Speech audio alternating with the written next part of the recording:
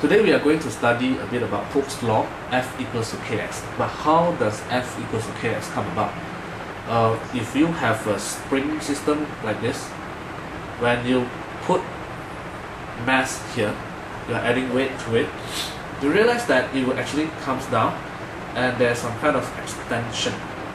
Okay, what do we mean by extension? If you have original length here 4 cm, after stretching it has become total of 7 cm, so we are interested in the extension of 3 cm, not 4 cm, not 7 cm, but 3 cm. Okay, so we can make some kind of observation and write up some summary. More weights added, the extension of course is increasing, so F is proportional with the extension, or you can say extension is proportional with the force that pulls it, extend it.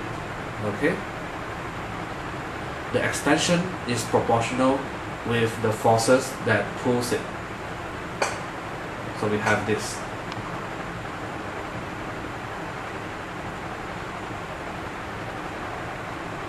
Then we have, since we have F proportional to X, so we can make this conclusion. F equals to Kx. We can make this conclusion. So F equals to Kx. So K equals to F over X. This K is what we call a spring constant, or force over extension, a ratio of force over extension. This force over extension, we can try to think of example, real life example. Some students, they study very much, but result improve little. Study much, improve little. This is like trying to stretch a spring with huge force, but the extension is very little. Huge force, extension little. So, based on mathematics, we know that K has a very big value.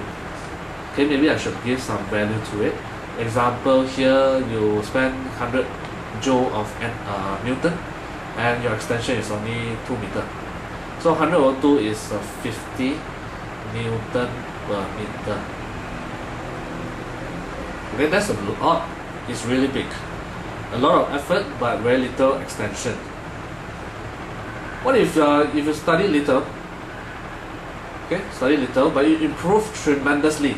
That's what we hope for. We don't have to study so much, but we can get really good improvement. Is it possible? Possible, I'm not sure. But for spring system, this is possible.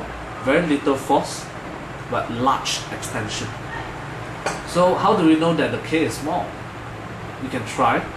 Let's say 1 Newton, you can have 20 meter of extension.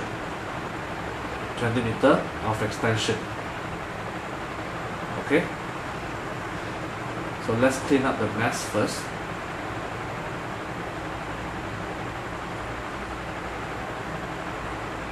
So we study little, but improve tremendously. So F very little, but X a lot. Okay, so 1 over, let's say 20 meter.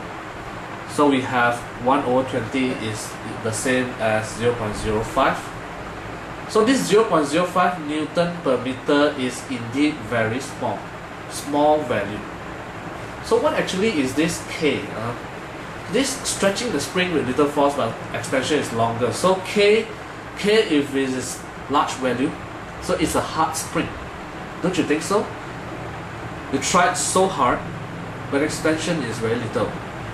Try to extend the shock absorber in your father's car or your mother's car. It's impossible with your bare hands. How about K? K is a soft spring. Soft spring is something like the spring inside your pen. Okay, it's really soft, very little strength is needed, but the extension is a lot. So K is also a measure of stiffness. K is a measure of stiffness. How stiff the spring is. Okay.